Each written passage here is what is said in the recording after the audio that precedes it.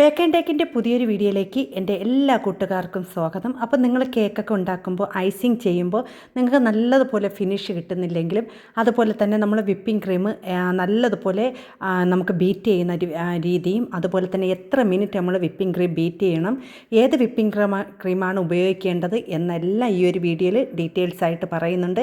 കുറേ പേരുടെ എന്നോട് റിക്വസ്റ്റ് ചെയ്ത ഒരു വീഡിയോ ആണ്. അപ്പോൾ വീഡിയോ സ്കിപ്പ് ചെയ്യാതെ കാണുക.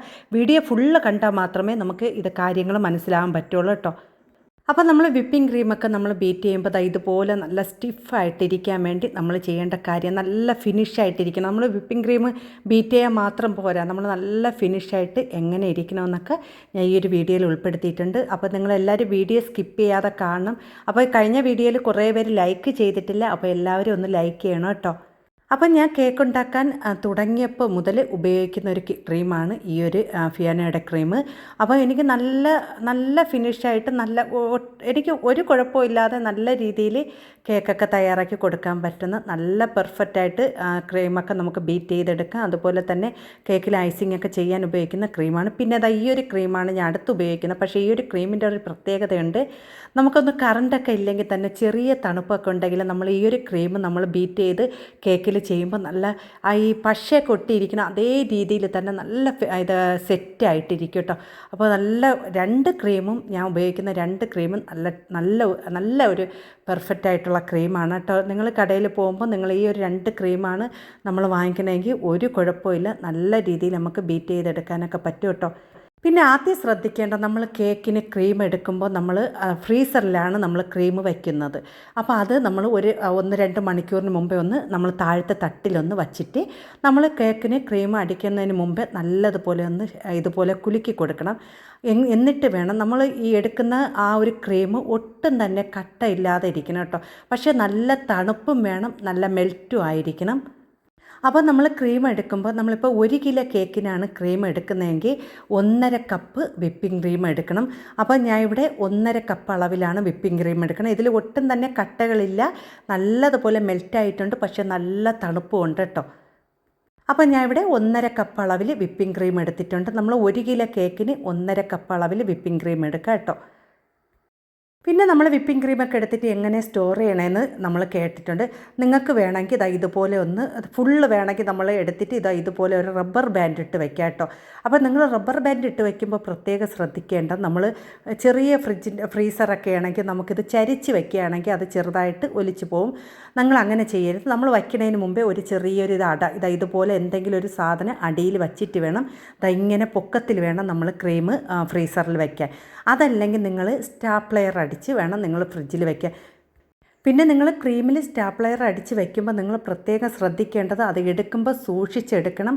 അതൊന്ന് തെറിച്ചൊക്കെ വന്ന് നമ്മളെ ക്രീമിലൊക്കെ വീണ് കഴിഞ്ഞാൽ നമുക്ക് പണി കിട്ടും. അതുകൊണ്ട് നിങ്ങളത് പ്രത്യേകം ശ്രദ്ധിക്കണം. സ്റ്റാപ്ലെയറാണ് അടിച്ച് വെക്കണമെങ്കിൽ നമ്മൾ മാറ്റി വെച്ച് പിന്നൊക്കെ പതുക്കെ ഇളക്കിയിട്ട് വേണം നമ്മൾ ഈ ക്രീമൊക്കെ ഒഴിച്ചെടുക്കാൻ. നിങ്ങൾക്ക് ഏറ്റവും ബെറ്ററായിട്ടുള്ളത് ഒരു റബ്ബർ ബാൻഡ് ഇട്ട് വയ്ക്കുക കേട്ടോ. നിങ്ങൾ ഫുള്ള് എടുക്കുകയാണെങ്കിൽ ഒരു റബ്ബർ ബാൻഡ് ഇട്ട് വയ്ക്കണം. അപ്പോൾ റബ്ബർ ബാൻഡ് ഇട്ട് വയ്ക്കണമെങ്കിൽ നിങ്ങൾക്ക് അറിയാമല്ലോ അത് എങ്ങനെയാണ് വയ്ക്കേണ്ടത്. നിങ്ങൾ ഫുള്ള് എടുക്കണമെങ്കിൽ ഫുള്ള് എടുക്കുക, അല്ല ഇതുപോലെ എടുക്കുകയാണെങ്കിൽ കുറച്ച് മാത്രമേ ഇരിക്കുള്ളൂ കേട്ടോ. നമ്മൾ ബീറ്റ് ചെയ്യുമ്പോൾ നിങ്ങൾ ഫുള്ള് സ്പീഡിലിട്ട് ബീറ്റ് ചെയ്താലും ഒരു കുഴപ്പമില്ല. പക്ഷേ നമ്മൾ ചെറിയ എന്തെങ്കിലും കട്ടകളുണ്ടെങ്കിൽ ഒന്ന് മെൽറ്റായി കിട്ടാൻ വേണ്ടി സ്പീഡ് കുറച്ച് ആദ്യം ബീറ്റ് ചെയ്യുക. അല്ലെങ്കിൽ നമുക്ക് കട്ടകളൊന്നും ഇല്ലെങ്കിൽ സ്പീഡ് കൂട്ടി ബീറ്റ് ചെയ്താലും ഒരു കുഴപ്പമില്ല കേട്ടോ. പിന്നെ നിങ്ങൾ ബീറ്റ് ചെയ്യാൻ ഉപയോഗിക്കുന്ന സമയം ഒരു 3 മിനിറ്റ് മാത്രം മതി കേട്ടോ. അതിൽ കൂടുതലിട്ട് വിപ്പിംഗ് ക്രീം ബീറ്റ് ചെയ്യേണ്ട ഒരു കാര്യമില്ല. വിപ്പിംഗ് ക്രീം ബീറ്റ് ചെയ്യുമ്പോൾ കൂടുതൽ ബീറ്റായി പോയാലും നമുക്കൊരു ഫിനിഷ് കിട്ടില്ല കേട്ടോ. നമുക്കൊരു 3 മിനിറ്റ് നല്ല സ്പീഡിൽ 3 മിനിറ്റ് ബീറ്റ് ചെയ്തെടുത്താൽ മാത്രം മതി കേട്ടോ. പിന്നെ ചിലർ കേക്കിനൊക്കെ ഓർഡർ ചെയ്യുമ്പോൾ നല്ല മധുരം വേണമെന്ന് പറയും. എങ്കിൽ നിങ്ങൾ കുറച്ച് പഞ്ചസാര പൊടിയും കൂടി ചേർത്ത് ബീറ്റ് ചെയ്യണം. അതല്ലെങ്കിൽ ഈ ഒരു വിപ്പിംഗ് ക്രീമിൻ്റെ മധുരം മാത്രം മതി കേട്ടോ. ചിലർക്ക് മധുരം ഇഷ്ടമില്ലായിരിക്കും. അപ്പോൾ ഈ ഒരു വിപ്പിംഗ് ക്രീമിൻ്റെ മധുരം മാത്രം മതി. ഇവിടെ നല്ലതുപോലെ ബീറ്റായി വരുന്നുണ്ട് കണ്ടോ. നിങ്ങൾക്ക് കാണുമ്പോൾ തന്നെ അറിയാം നല്ല നല്ല സ്മൂത്തായിട്ട് തന്നെ നമുക്ക് ബീറ്റ് ചെയ്തെടുക്കാൻ പറ്റും. നമ്മൾ ഈ ക്രീമിൽ കട്ടകളുണ്ടെങ്കിൽ ഒട്ടും തന്നെ സ്മൂത്തായി കിട്ടില്ല കേട്ടോ. ഇടയ്ക്കിടയ്ക്ക് നമുക്കതൊരു കരട് പോലെ കിടക്കും. നമുക്ക് ആ ഒരു ക്രീം നമ്മൾ കേക്കിൽ ചെയ്യുമ്പോൾ ഒട്ടും തന്നെ അത് ഫിനിഷായി കിട്ടില്ല. പിന്നെ ഞാൻ നിങ്ങൾക്ക് നല്ല രീതിയിൽ കേക്കിൻ്റെ വീഡിയോസും അതുപോലെ തന്നെ എല്ലാ കാര്യങ്ങളും പറഞ്ഞു തരുന്നുണ്ട്. നിങ്ങൾ വീഡിയോ ഫുള്ള് കാണാതെ ഒന്നും ചെയ്യരുത്. വീഡിയോ ഫുള്ള് കണ്ടിട്ട് വേണം എൻ്റെ വീഡിയോയ്ക്ക് ലൈക്ക് ചെയ്യാൻ. ഞാൻ നിങ്ങളെ ₹1 ചിലവില്ലാതെ നല്ല രീതിയിൽ കേക്കിൻ്റെ കാര്യങ്ങൾ പഠിപ്പിക്കുമ്പോൾ നിങ്ങൾ ചെയ്യേണ്ടത് എൻ്റെ വീഡിയോ ഫുള്ള് കാണുക, സപ്പോർട്ട് ചെയ്യണം. എൻ്റെ ചാനൽ നിങ്ങൾക്ക് എല്ലാവർക്കും സമ്മാനം തരാൻ ആഗ്രഹമുണ്ട്. എൻ്റെ വീഡിയോ എത്ര കാലം വരെ ഓടും അതനുസരിച്ച് ഞാൻ നിങ്ങൾക്ക് എല്ലാവർക്കും സമ്മാനം തരും കേട്ടോ. പിന്നെ അതുമാത്രമല്ല, നിങ്ങൾ ശ്രദ്ധിച്ച് ഓരോ കാര്യങ്ങൾ ചെയ്ത് നിങ്ങൾ വീഡിയോ ഒക്കെ ഇടുകയാണെങ്കിൽ, അതുപോലെ തന്നെ കേക്കൊക്കെ ചെയ്ത് കൊടുക്കുകയാണെങ്കിൽ നല്ല രീതിയിൽ ഓർഡർ കിട്ടും കേട്ടോ. അതുമാത്രമല്ല, നിങ്ങൾ വീഡിയോ ഫുള്ള് കണ്ടതിന് ശേഷം മാത്രമേ നിങ്ങൾ ലൈക്കും സപ്പോർട്ടും ചെയ്യാവൂ കേട്ടോ. എല്ലാവരും സപ്പോർട്ട് ചെയ്യണേ, എൻ്റെ ചാനലൊന്ന് സപ്പോർട്ട് ചെയ്യണം. പിന്നെ നിങ്ങൾക്കുള്ള ഇന്നത്തെ ചോദ്യം ഞാൻ ഇവിടെ പിൻ ചെയ്ത് വെച്ചിരിക്കും കേട്ടോ. അപ്പോൾ എല്ലാവരും ലൈക്ക് ചെയ്യാനും മറക്കല്ലേ.